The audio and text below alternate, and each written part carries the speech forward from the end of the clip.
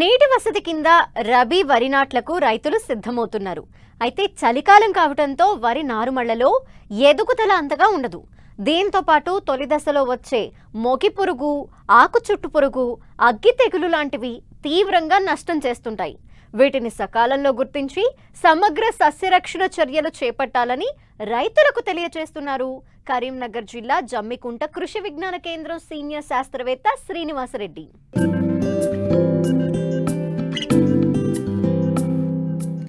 రబీ వరి నాట్లు వేసేందుకు రైతులు సిద్ధమవుతున్నారు. ఇప్పటికే కొన్ని చోట్ల వరి నాట్లు వేసి 10 నుండి 15 రోజుల పైరు ఉంది. అయితే నాట్లు వేసేవారు ఇప్పటికే వేసిన రైతులు తొలి దశలో వచ్చే చీడపీడల పట్ల జాగ్రత్తగా ఉండాలి. ముఖ్యంగా మొగి పురుగు, ఆకు చుట్టు పురుగు, అగ్గి తెగులు, వేరుకుళ్ళు లాంటివి తీవ్రంగా నష్టం చేస్తూ ఉంటాయి. కనుక తొలి దశలోనే వాటికి నివారణ చర్యలు చేపట్టాలి. అంతేకాదు ప్రస్తుతం శీతాకాలం కావడం, చలి తీవ్రత పెరుగుతూ ఉండడంతో వరి నారు ఎదుగుదల నిలిచిపోయే ప్రమాదం ఉంది. కాబట్టి రైతులు వరి సాగులో ఎలాంటి యాజమాన్య చర్యలు చేపట్టాలో తెలియజేస్తున్నారు కరీంనగర్ జిల్లా జమ్మికుంట కృషి విజ్ఞాన కేంద్రం సీనియర్ శాస్త్రవేత్త శ్రీనివాసరెడ్డి. దాదాపుగా రాష్ట్రమంతా కూడా ఇప్పుడు వరి పొలాలంతా కూడా నాటు వేసే దశల్లో ఉన్నాయి.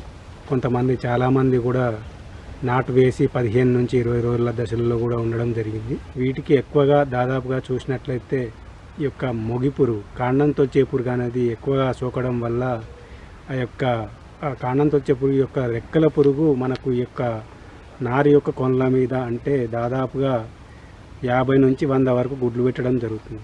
ఒకవేళ ముదురు నాటు కనుక వేసే వాళ్ళు ఉంటే ఆ యొక్క ముదురు నారును కొనలను తుంచి కనుక వేసుకున్నట్లయితే ఈ యొక్క మొగి పురుగును, కాండంతో వచ్చే పురుగును కూడా మనం రాకుండా నివారణ చేసుకోవచ్చు.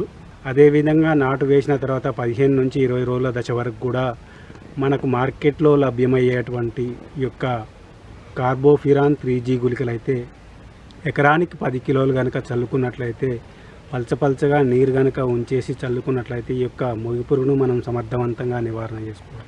అదేవిధంగా కార్బోఫిరాన్ 3G గుళికలు లేనట్లయితే కాటాఫ్ హైడ్రోక్లోరైడ్ గుళికలు కూడా మనకు మార్కెట్లో లభ్యం అవడం జరుగుతుంది. వీటిని కనుక ఈ యొక్క 4G గుళికలను మనం ఎకరానికి 8 కిలోలను కనుక పల్చపల్చగా నీళ్ళు కనుక ఉంచుకొని కనుక చల్లుకున్నట్లయితే ఈ యొక్క కాటాఫ్ హైడ్రోక్లోరైడ్ గుళికల వల్ల కూడా మనకి ఈ యొక్క మొగి పురుగు రాకుండా నివారణ చేసుకోవచ్చు. అదేవిధంగా ఇంకోటి మార్కెట్లో లభ్యమయ్యేటువంటి డ్యూపాంట్ ఫెటెరా గుళికలు కూడా మనకు మార్కెట్లో లభ్యం కావడం జరుగుతుంది. వీటిని కూడా మనం ఎకరానికి 4 కిలోలు కనుక చల్లుకున్నట్లయితే ఈ యొక్క మొగి పురుగును మనం సమర్థవంతంగా నివారణ చేసుకోవచ్చు. అదేవిధంగా మనం తర్వాత కనుక చూసినట్లయితే ఇప్పుడు అక్కడక్కడ మనకి ఇంకా ఈ యొక్క మొగి పురుగుతో పాటు కూడా మనకు ఈ యొక్క లీఫ్ ఫోల్డర్, ఆకు చుట్టు పురుగు కానీ, ఆకుముడత పురుగు కానీ ఇది కూడా మనకు బాగా అక్కడక్కడ నష్టం చేయడం జరుగుతుంది. కాబట్టి దీని నివారణకు కూడా మనకు ఎసిఫేట్ అనే మందును 1.5 గ్రాములు లీటర్ నీటికి కనుక కలిపి పిచికారీ చేసుకోవాలి. దీంతో పాటుగా మనం వేప నూనెను కూడా 5 ml లీటర్ నీటికి కనుక కలిపి పిచికారీ చేసుకున్నట్లయితే ఈ యొక్క మొగి పురుగు కానీ, ఆకు చుట్టు పురుగు కానీ మనం నివారణ చేసుకోవచ్చు. అదేవిధంగా మనకు ఇంకోటి మార్కెట్లో లభ్యమయ్యేటువంటి క్లోరోపైరిఫాస్ అనే మందును కూడా మనం లీటర్ నీటికి 2 ml కలిపి, దీంతో పాటుగా వేప నూనెను కూడా 5 ml లీటర్ నీటికి కనుక కలిపి పిచికారీ చేసుకున్నట్లయితే ఈ యొక్క ఆకు చుట్టు పురుగును మరియు మొగి పురుగును కూడా మనం సమర్థవంతంగా నివారణ చేసుకోవచ్చు. అదేవిధంగా వీటితో పాటుగా ఇంకా లాంబ్డా సైహలోత్రిన్ అనే మందును కూడా మనం 1 ml లీటర్ నీటికి కనుక కలిపి పిచికారీ చేసుకోవాలి. అదేవిధంగా ఇంకోటి ఈ మధ్యకాలంలో వచ్చినటువంటి ఈ యొక్క కొరాజిన్ అనే మందును కూడా మనం 0.3 ml లీటర్ నీటికి కనుక కలిపి పిచికారీ చేసుకున్నట్లయితే ఈ యొక్క మొగి పురుగును మరియు ఆకు చుట్టు పురుగును కూడా సమర్థవంతంగా నివారణ చేసుకోవచ్చు. అదేవిధంగా ఇది గనక లభ్యం కాని పరిస్థితులలో ఉధృతి ఎక్కువగా ఉన్నట్లయితే ఇంకొకటి ఫ్లూబెండమైడ్ అనే మందు కూడా మనకు మార్కెట్లో ఫేమ్ అనే నేమ్ తోటి కూడా లభ్యం కావడం జరుగుతుంది. దీన్ని కూడా మనము 20WG అనే మందు అయితే 0.25 గ్రాములు లీటర్ నీటికి కనుక కలిపి పిచికారీ చేసుకున్నట్లయితే ఈ యొక్క మొగి పురుగును కానీ, ఆకు చుట్టు పురుగును కానీ సమర్థవంతంగా నివారణ చేసుకోవచ్చు. అదేవిధంగా ఇది ఇంకా లిక్విడ్ రూపంలో కూడా మనకు ఈ యొక్క ఫ్లూబెండమైడ్ అనే మందు కూడా లభ్యం కావడం జరుగుతుంది. 480SC అనే మందు, దీన్ని కూడా 0.2 ml లీటర్ నీటికి కనుక కలిపి పిచికారీ చేసుకున్నట్లయితే మనం ఈ యొక్క మొగి పురుగును కానీ, అదేవిధంగా ఆకు చుట్టు పురుగును కానీ, ఆకుముడత పురుగును కానీ సమర్థవంతంగా నివారణ చేసుకోవచ్చు. అదేవిధంగా ఈ యొక్క మొగి పురుగు మరియు ఆకు చుట్టు పురుగుతో పాటుగా అక్కడక్కడ కొన్ని తెగుళ్ళు కూడా మనం గమనించడం జరుగుతుంది. అంటే కొసల నుంచి మాడిపోవడం కానీ, లేదంటే ఆకుమచ్చ తెగులు కానీ, ఇట్లాంటి తెగుళ్ళన్నీ కూడా మనకు అక్కడక్కడ గమనించడం జరుగుతుంది.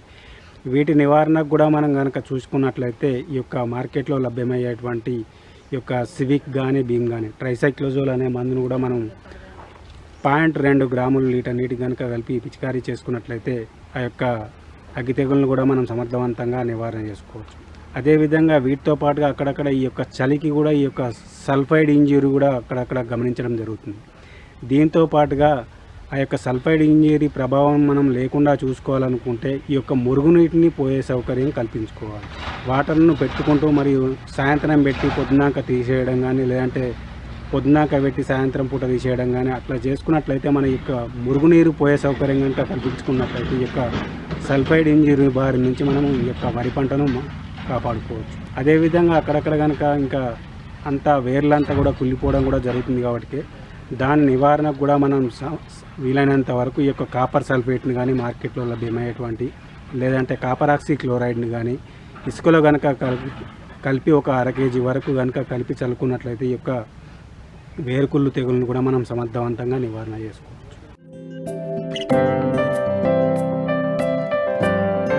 మొక్కజొన్న రైతుకు మంచి ఆదాయాన్ని ఇచ్చే వనరుగా చెప్పవచ్చు. వరి, పత్తి తరువాత తెలుగు రాష్ట్రాల్లో సాగవుతున్న ప్రధాన ఆహార ధాన్యపు పంట కూడా ఇదే. తక్కువ పంట కాలంలో దిగుబడి ఎక్కువగా వస్తుండటంతో చాలా మంది రైతులు మొక్కజొన్న పంటను సాగు చేశారు. అయితే అక్కడక్కడ కాండం తొలుచు పురుగు, కత్తెర పురుగు, పొగాకు లద్దె పురుగులు ఆశించినట్లు శాస్త్రవేత్తలు గుర్తించారు. వీటి నివారణకు ఎలాంటి సస్యరక్షణ చర్యలు చేపట్టాలో తెలియజేస్తున్నారు ఉయ్యూరు పరిశోధనా స్థానం సీనియర్ శాస్త్రవేత్త డాక్టర్ సుధారాణి.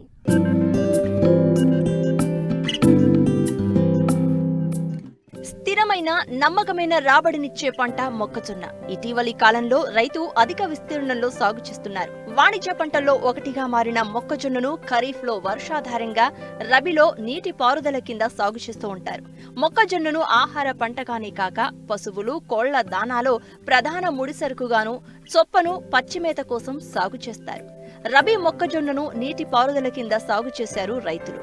ఇప్పటికే నెల రోజుల దశలో పైరుంది. అయితే అక్కడక్కడ కాండం తొలుచు పురుగు, కత్తెర పురుగు, పొగాకు లద్దె పురుగులతో పాటు కాండంకుళ్ళు తెగులు ఆశించినట్లు శాస్త్రవేత్తలు గుర్తించారు. వీటిని సకాలంలో నివారిస్తే మంచి దిగుబడులను తీయవచ్చని సస్యరక్షణ చర్యలను తెలియజేస్తున్నారు కృష్ణా జిల్లా ఉయ్యూరు పరిశోధనా స్థానం సీనియర్ శాస్త్రవేత్త డాక్టర్ సుధారాణి. మనకి మొక్కజొన్నలో ఎప్పుడు ఉండేటువంటి కత్తెర పురుగు ఫాలార్మివామ్ ఒకటి, అలాగే స్పోడాప్టెరా లద్దె పురుగు ఒకటి కొంచెం సమస్యాత్మకంగా ఉన్నాయని చెప్పారు. దాంతోపాటు కాలర్ రాట్ కూడా సమస్యగా ఉందన్నారు. కాబట్టి ఈ 3 విషయాల గురించి క్లుప్తంగా రైతు సోదరులకు విన్నవించుకునే విషయాలు చెప్పుకున్నట్లయితే వాళ్ళు నివారణ చర్యలను సమయానుకూలంగా పాటించాల్సిందిగా కోరుతున్నామండి. కత్తెర పురుగు అన్నది మన పురుగు కాదు, అది యూరోప్ నుంచి వచ్చింది. దానివల్ల చాలా నష్టం వాటిల్లుతుంది. అయితే రైతు సోదరులు దానికి నివారణ చర్యలుగా గాను చాలా కెమికల్స్ యూజ్ చేస్తున్నారండి.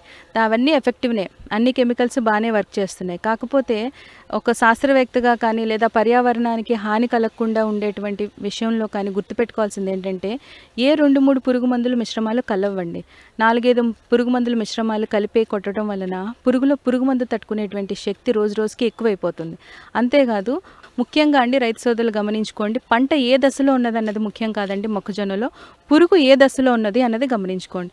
పురుగు కనుక గుడ్లు పెట్టే దశలోనో లేదా తొలి లార్వల్ ఇన్స్టార్ దశలో ఉన్నట్లయితే కనుక వేప నూనె లేదా వేప గింజల కషాయం, నీమ్ ఆయిల్ కానీ NSKE కానీ 5% అంటే 5 ml లీటర్ నీటికి కలిపి పిచికారీ చేసుకున్నట్లయితే 1 లీటర్ ఎకరానికి చొప్పున పిచికారీ చేసుకుంటే తొలి దశలోనే మనకి ఈ గుడ్లు పిదికిపోవడం, అలాగే తొలి దశలో ఉండే పురుగులు 2వ దశకు వెళ్లకుండా మనం నివారింపన చేయొచ్చు. అలానే 2వ దశలో కానీ 3వ దశలో కానీ పురుగులు మనకి గమనించడం జరిగిందనుకోండి, థయోడికార్బో 1 గ్రాము లీటర్ నీటికి, లేదా క్లోరిఫైరిఫాజ్ 2.5 ml లీటర్ నీటికి, లేదా క్వినాల్ఫాజ్ 2 ml లీటర్ నీటికి, లేదా ఎసిఫేట్ 1.5 గ్రామ్ లీటర్ నీటికి. అంటే ఇది పురుగు 2వ దశలోనో 3వ దశలోనో ఉన్నప్పుడు, అదే తక్కువ ఉధృతిలో ఉన్నప్పుడు ఈ యొక్క మందుల్ని ఎంచుకోవాల్సి ఉంటుంది. లేదు 3వ దశ 4వ దశ వచ్చేసింది అనుకున్నప్పుడు కనుక మనం చేయాల్సింది ఏంటంటే స్పైనోటరమ్ డెలిగేట్ కానీ, ఎమాక్టిన్ మెంజోయేట్ ప్రొక్లైమ్ కానీ 60 ml ఎకరానికి, లేదా కొరాజన్ కూడా కొంతవరకు ఉపయోగపడుతుందండి, అది కూడా 60 ml ఎకరానికి. లేదా ట్రేసర్ స్పైనోసైడ్ 0.3 ml లీటర్ నీటికి. ఇవన్నీ కూడా ఎక్కువ ఉధృతి ఉన్నప్పుడు, అలాగే పురుగు పెద్ద దశలో ఉన్నప్పుడు ఉపయోగించుకోవాలి. ఇంకొక ముఖ్య విషయం ఏంటంటే, మొక్కజొన్నలో కత్తెర పురుగుకి మీరు ఉపయోగించినటువంటి ఏ కెమికల్ అయినా కూడా దాని యొక్క హొరల్లో పడాల్సి ఉంటుంది. అంటే మొవ్వులో వేయాలి కంపల్సరీగా. పైన తైవాన్ స్ప్రేయర్తో దాంతో గాల్లో చూపించుకుంటూ వెళ్తే ఎటువంటి ప్రయోజనం లేదండి. పురుగు చావాలి కాబట్టి హొరల్లో దాని మొవ్వులో పడినట్లయితేనే ఉపయోగకరం. దాని కొరకు బ్యాటరీ స్ప్రేయర్ను ఉపయోగించుకోవాలి. కనీసం 200 లీటర్ల నీరుని ఎకరానికి ఉపయోగించుకున్నట్లయితే, అంటే మందు ద్రావణం తయారు చేసుకునేటప్పుడు 200 లీటర్లు ఉండేటట్టుగా మందు ద్రావణాన్ని తయారు చేసుకుంటే, మొవ్వు లోపు పడేటట్లుగా చూసుకుంటే కత్తెర పురుగు మనకి 100% కంట్రోల్లో ఉంటుందండి. మరొక ముఖ్య విషయం ఏంటి అంటే, స్పోడోప్టెరా అన్నది కూడా పొగాకు లద్దె పురుగు కూడా మొక్కజొన్నలు ఇటీవల ఎక్కువ అవుతున్నది అని మాకు ఫోన్ కాల్స్ ద్వారా కూడా తెలిసింది. అయితే దీనికి కూడా మనకి కత్తెర పురుగుకి ఏ మందులు ఉపయోగిస్తారో అవన్నీ మందులు కూడా మనకి పొగాకు లద్దె పురుగు కూడా ఉపయోగకరం. ఇంకొకసారి స్పోడోప్టెరా పొగాకు లద్దె పురుగుకి మనం ఇనిషియల్గా కొట్టుకోవాల్సిన మందులు ఏంటి అంటే, నీమ్ ఆయిల్, వేప నూనె ఇందాక చెప్పుకునే విధంగా. ఆ తర్వాత అయితే కనుక క్లోరిఫైరిఫాస్ కానీ, క్వినాల్ఫాస్ కానీ, థయోడికార్బ్ కానీ, ఎసిఫేట్ కానీ ఉపయోగించుకోవచ్చు. ఆ తదుపరి 2 నుంచి 3వ దశ ఉన్నప్పుడు పురుగు మందులకి అయితే కనుక, పురుగులు ఎక్కువగా ఉన్నాయనుకుంటే కనుక స్పైనోసైడ్ కానీ, స్పైనోటెరమ్ కానీ, కొరాజన్ కానీ, ఇలాంటి హై డోస్ ప్రొక్లేమ్, ఎమాక్టిన్ బెంజోయేట్ ఇవి కానీ యూస్ చేసుకోవాలి. అయితే ఒక్కొక్కసారి మనకి 3వ దశ వచ్చేసిన తర్వాత, అంటే థర్డ్ ఇన్స్టార్ లార్వల్ స్టేజ్ వచ్చిన తర్వాత స్టమక్ పాయిజనే జరగాల్సి ఉంటుంది. అంటే ఉధృతి ఎక్కువగా ఉన్నప్పుడు, పురుగుని మనం అరికట్టలేని దశలో ఉన్నప్పుడు పిచికారీలు పనిచేయవండి. అలాంటప్పుడు ఖచ్చితంగా విషపు ఎర్రలు తయారు చేసుకోవాల్సి ఉంటుంది. అంటే పాయిజన్ బేటింగ్ టెక్నిక్. ఈ విషపు ఎర్రల తయారీకి గాను 1 ఎకరానికి సుమారుగా 1 కిలో రైస్ బ్రాన్ అంటే తౌడుని తీసుకొని దానికి 250 గ్రాములు బెల్లాన్ని కలుపుకోవాలి ముందుగా. మొత్తం ఆరిన తర్వాత 150 గ్రాములు థయోడికార్బ్ చొప్పున కలిపేసేసుకొని దాన్ని గోలీ సైజులో చిన్నగా ఉండలుగా చేసుకోవాలి. గోలీ సైజులో చేసుకొని మొత్తం సాయంకాలం పూట సమానంగా పొలం అంతా సమానంగా జల్లుకున్నట్లయితే ఆ పాయిజన్ ఆ యొక్క పురుగు కడుపులోకి వెళ్ళి వెంటనే చనిపోయేటువంటి ఛాన్సెస్ ఉంటాయి. ఎక్కడైతే మీకు పొగాకు లద్దె పురుగు మొక్కజొన్నలు అధికంగా ఉంది అనుకుంటున్నారో, దయచేసి రైతు సోదరులందరూ విషపు ఎర్రలు తయారు చేసుకొని థయోడికార్బ్ అనే మందుని కలుపుకొని దీన్ని నివారించుకోవాల్సిందిగా కోరుతున్నాం. మొక్కజొన్న పంటలో అక్కడక్కడ ఐరన్, జింక్, సూక్ష్మధాతు లోపాలు అధికంగా కనిపిస్తున్నాయి. ముఖ్యంగా నల్లరేగడి భూములు, సున్నం ఎక్కువగా ఉన్న భూములు, నీరు నిలిచే భూములు, ఎత్తుపల్లాలు ఉన్న భూములను చదును చేసిన నేలల్లో, భాస్వరం ఎక్కువగా వాడిన నేలల్లో ఈ లోపాలు కనిపిస్తున్నాయి. ప్రస్తుతం వివిధ దశలో ఉన్న ఈ పంటలో వీటిని గుర్తించినట్లయితే రైతులు వెంటనే నివారణ చర్యలు చేపట్టడం ద్వారా నష్టాలను అధిగమించవచ్చు. అలానే మొక్కజొన్నలో అక్కడక్కడ ఐరన్ డెఫిషియన్సీస్ కూడా కనిపించడం జరుగుతుంది. మొక్కజొన్న ఏంటంటే ఎక్కువ ఎంత ఎరువులు ఉన్నా కూడా తీసుకునేటువంటి మొక్క అది. కాకపోతే కొన్నిసార్లు ఐరన్ లోపం కనిపించినప్పుడు మనకి ఆకులు తెల్లబారిపోతూ ఉంటాయి. అంటే మనకి ఆకుపచ్చ రంగులో వచ్చేసి వైటిష్గా కనిపిస్తూ ఉంటాయి. అది ఐరన్ లోపంగా గమనించుకోండి. జింక్ లోపం కూడా మనకి అక్కడక్కడ కనిపిస్తుంటాయి మచ్చలు వచ్చేటట్టుగా. ఒకవేళ ఐరన్ లోపం ఉన్నట్లయితే కనుక అన్నబేది ఐరన్ సల్ఫేట్ని 5 గ్రాములు చొప్పున, అంటే 1 లీటర్ ఎకరానికి చొప్పున ఉపయోగించుకొని 100 గ్రాములు నిమ్మప్పును కలుపుకున్నట్లయితే సరిపోతుంది 1 ఎకరానికి. లేదు జింక్ లోపాలు కనిపించినట్లయితే కనుక జింక్ సల్ఫేట్ 2 గ్రాముల లీటర్ నీటి కలిపి పిచికారీ చేసుకోవచ్చు. ఇంకొకటి ఏంటంటే, మొక్కజొన్నలో ఇటీవల కొంతవరకు చెప్పిన రైతు సోదరులు బట్టి పోషక లోపాలు కనిపిస్తున్నాయి. అంటే సూక్ష్మ పోషక ధాతు లోపాలు ఉన్నాయి అంటున్నారు. అలాంటి సూక్ష్మ పోషక ధాతు లోపాలు ఉన్నప్పుడు అయితే కనుక మనం మల్టీకే 5 గ్రాములు 1 లీటర్ నీటికి చొప్పున పిచికారీ చేసుకున్నట్లయితే పురుగులకి, తెగులకి కూడా మనకి రెసిస్టెన్స్ వచ్చేటువంటి ఛాన్సెస్ కూడా ఉంటాయి. ఇది కాకుండా తెగుళ్ళ విషయానికి వచ్చినప్పుడు కాలర్ రాట్ అన్నది ఒకటి ఎక్కువగా వస్తుంది అంటున్నారు. అంటే కింద కాండం కుళ్ళిపోవటం, మొదళ్ళ నుంచి వాసన రావటం అనేది తెలుస్తుంది. దానికైతే కనుక మ్యాంకోజెబ్ 2 గ్రాముల లీటర్ నీటికి, లేదా మెటలాక్జల్ 2 గ్రాముల లీటర్ నీటికి కలిపి పిచికారీ చేసుకోవచ్చు. లేని పక్షంలో ఉధృతి ఎక్కువగా ఉంది అనుకుంటే మెటలాక్జల్, మ్యాంకోజెబ్ 2 కలిపినటువంటి కాంబినేషన్ రిడోమిల్ గోల్డ్ అని దొరుకుతుందండి.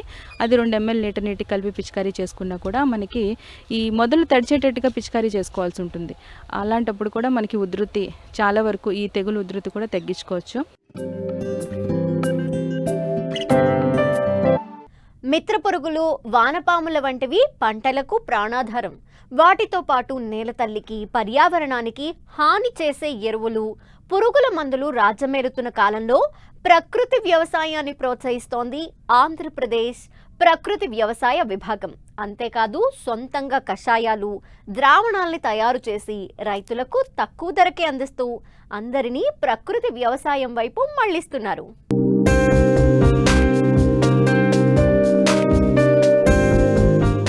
వ్యవసాయంలో ఖర్చులు తగ్గించడంతో పాటు నాణ్యమైన క్రిమిసంహారకరహిత దిగుబడులు సాధించాలనే ధ్యేయంతో అందుబాటులోకొచ్చిందే ప్రకృతి వ్యవసాయం. విచ్చలవిడిగా రసాయన ఎరువులు, పురుగుమందుల వినియోగం వల్ల భూమి నిస్సారంగా మారుతోంది. దిగుబడులు తగ్గిపోతున్నాయి. రసాయన ఎరువుల వాడకం తగ్గించాలనే లక్ష్యంతో ఆంధ్రప్రదేశ్లోని ప్రకృతి వ్యవసాయ పద్ధతులపై రైతులకు అవగాహన కల్పించేందుకుగాను మహిళా రైతు సాధికార గ్రూపులను ఏర్పాటు చేశారు. ఈ గ్రూపులు ఆయా మండలాల్లో కొన్ని గ్రామాలను ఒక యూనిట్గా తీసుకుని ప్రకృతి వ్యవసాయంపై అవగాహన కల్పిస్తూ వివిధ రకాల ఎరువుల కషాయాలను తయారు చేయిస్తున్నారు. ఆయా పంట సీజన్లో ఏ కషాయాలను పిచికారీ చేయాలి, ఎంత మోతాదులో చేయాలి, కషాయాల తయారీకి ఎలాంటి పద్ధతులను ఉపయోగించాలి వంటి వాటిపై అవగాహన కల్పిస్తున్నారు. అయితే సన్నా చిన్నకారు రైతులందరూ కషాయాలు, ద్రావణాలు తయారు చేసుకోలేరు. చేసుకుందామనుకున్నా అన్ని వనరులు అందుబాటులో ఉండవు. దీనికి తోడు కొంచెం శ్రమతో కూడుకున్న పని. దీనినే దృష్టిలో ఉంచుకుని ప్రకృతి వ్యవసాయ విభాగం వారి ప్రోత్సాహంతో అనకాపల్లి జిల్లా కసింకోట మండలం సుందరయ్యపేట గ్రామంలో శ్రీ నూకాంబిక ప్రకృతి వ్యవసాయం పనుల కేంద్రాన్ని అరుణ ఏర్పాటు చేసింది. ఇందులో విత్తనం వేసే మొదలు ధాన్యం తీసుకునే వరకు పంటకు కావాల్సిన కషాయాలు, ద్రావణాలను తయారు చేస్తున్నారు. కెమికల్ వేపుకి అసలు రైతు అనేది కెమికల్ వేపుకి వెళ్ళకూడదు. ఆరోగ్యంగా ఉండాలి, భూమి ఆరోగ్యంగా ఉండాలి, మనం ఆరోగ్యంగా ఉండాలి అంటే కెమికల్ అనేది కొట్టకుండా మనం ఇచ్చిన కషాయాలు నమ్మకంగా ఉండాలి. ఆ నమ్మకం అనేది క్వాలిటీగా తయారు చేయాలి. ఇప్పుడు నా మండలంలో ఉన్న వివోలందరికీ కూడా, మా ఐసీఆర్పీలందరికీ కూడా అందజేస్తున్నానండి. వారు కూడా వారి రైతులకి అందజేస్తున్నారండి. మేము ముందుగా రైతులు మాకు ఆర్డర్ చేయడం జరుగుతుందండి. ఫస్ట్ గుంట విత్తనం శుద్ధి చేయడం అనేది అండి చేస్తామండి. ఫస్ట్ విత్తన శుద్ధికి బీజామృతం అనేది తయారు చేసుకుంటామండి. అది ఒకరోజు మాత్రమే నిల్వ ఉంటుందండి. తర్వాత జీవామృతం అండి. జీవామృతం 200 లీటర్లోనే జీవామృతం తయారు చేసుకొని మొక్కకి వేసుకోవచ్చండి. స్ప్రేయింగ్ కూడా ఇచ్చుకోవచ్చండి. అది కూడా ఒక 7 రోజులు మాత్రమే నిల్వ మాత్రం ఉంటుందండి, ఎక్కువ నిల్వ ఉండదు. అది కూడా నేను ఎన్పిఎం షాప్లో అనేది ఆర్డర్ ప్రకారంగానే చేస్తానండి, మామూలుగా చేయను, ఎందుకంటే నిల్వ ఉండదు కనుక. తర్వాత నేమాస్త్రం అండి. నేమాస్త్రం అనేది చిన్న పురుగు తెగులకి అది పనికొస్తూ ఉంటుందండి. అది కూడా తక్కువ, అంటే కొంచెం నిల్వ ఉంటుంది కానివ్వండి, అంత ఎక్కువ నిల్వ అనేది ఉండదు. అది ఆర్డర్ని బట్టే చేయడం జరుగుతుందండి చిన్న పురుగుకి అండి. తర్వాత అగ్నాస్త్రం అండి. బ్రహ్మాస్త్రం, అగ్నాస్త్రం అనేది నిల్వ ఉంటుందండి, 3 నెలలు పైబడి నిల్వ ఉంటుంది. అది మాత్రం నేను అగ్నాస్త్రం అనేది తయారు చేసుకుంటానండి. వేపాకు, ఉమ్మెత్తాకు, జిల్లెడాకు అండి. పొగాకు కూడా వేస్తామండి. పొగాకు వేస్తాము, ఆవు మూత్రం వేస్తామండి. వేసి నిల్వ ఉంటుందండి. ఇది పెద్ద పెద్ద పురుగులు, గొంగర పురుగులు, ఇలాంటి పెద్ద పురుగులకి ముఖ్యంగా వంగుతోట పనికొస్తుందండి అది. నెక్స్ట్ ఇంకోటి అండి, సుడిదోమకండి తూటికాడ కషాయం అనేది తయారు చేస్తామండి. అది 5 రోజులు మాత్రమే ఉంటుందండి. ఓన్లీ తూటికాడ, పొగాకు వేసి చేస్తామండి. అది కూడా ఆర్డర్ని బట్టే చేస్తామండి. అది ఘనజీవామృతం నిల్వ ఉంటుందండి. ఘనజీవామృతం చేస్తాము. దశపని 6 నెలలు నిల్వ ఉంటుందండి. దశపని 10 రకాల ఆకులతో తయారు చేస్తామండి. పసుపు వేస్తామండి, సొంట వేస్తామండి, మిరియాలు వేస్తామండి, లవంగీలు వేస్తామండి, అల్లం వెల్లుల్లి వేస్తామండి, పొగాకు వేస్తాము, 10 రకాల ఆకులు వేస్తామండి, నాటావు మూత్రం వేస్తాము, నాటావు పేడ వేస్తామండి, 150 లీటర్లు వాటర్ వేసి చేస్తామండి. అది 45 రోజుల్లో తయారవుతుందండి. దాన్ని వడపెట్టుకుంటే 6 నెలలు నిల్వ ఉంటుందండి. ఈ దశపన్ను అనేదండి అన్ని పురుగులకి నివారణకు పనికొస్తుందండి. అంటే ఏ పంట కన్నా మనం ప్రయోగం చేయొచ్చండి, పనికొస్తుంది. అలాగేనండి మేనామృతం అండి. మేనామృతం అంటే చేపల వేస్టేజ్ తోటి, చేపల వేస్టేజ్ పోనివ్వకుండా 1 కేజీ వేస్టేజ్ని తీసుకొని 1 కేజీ బెల్లం, కొంచెం మసిబొగ్గు పొడి వేస్తామండి. మొన్న కిషన్ మేళంలో అమ్ముకోవడం జరిగిందండి.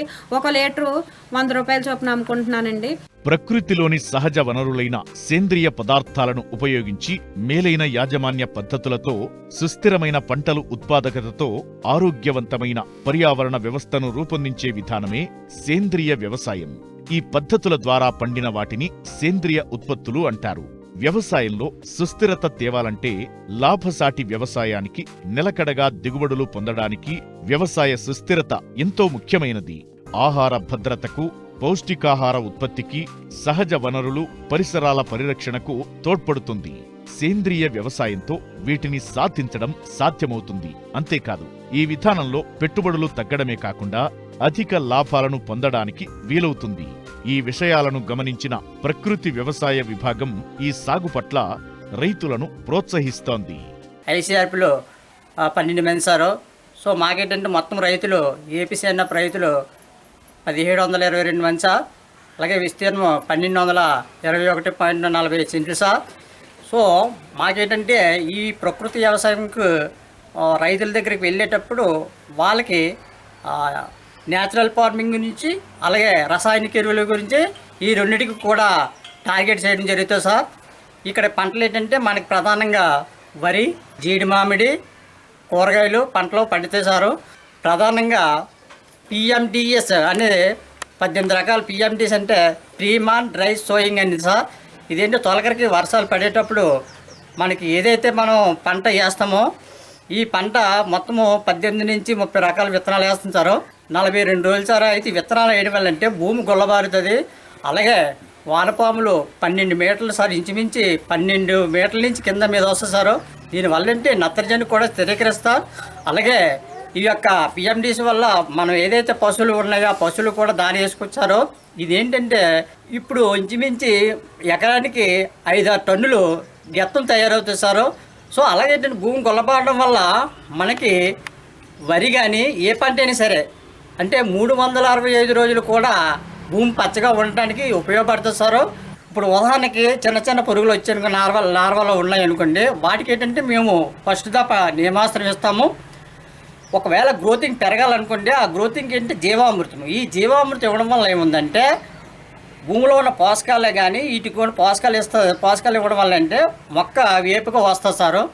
అలాగే మనకేంటంటే ఇప్పుడు యూరియా డిఏపి వేస్తాము. యూరియా డిఏపి వేసే బదులుగా ఘనజీవామృతం అనేది ఇది ఒక 100 కేజీలు తయారు చేస్తున్నారు. ఈ 100 కేజీలకి 300 చివుకిని గెత్తం వేసి 400 గెత్తము మనం ఏదైతే ముందుగా దొమ్మెట్టిన తర్వాత యూరియా జల్లుతారో అదే బదులుగా ఈ ఏపీసీఎన్ఎఫ్ పద్ధతి ప్రకారంగా 400 కేజీలు గెత్తం జల్లినట్టయితే ఇది నేచురల్గా పనిచేస్తుంది సార్. అజోలా ఉంటుంది సార్. అజోలా ఉన్నది అంటే అది నీరు తక్కువగా ఉపయోగిస్తారు. ఆ అజోలా కూడా మనకి ఆవులకి దానా వేసుకోవచ్చు, తర్వాత కోళ్ళకి దానా వేసుకోవచ్చు.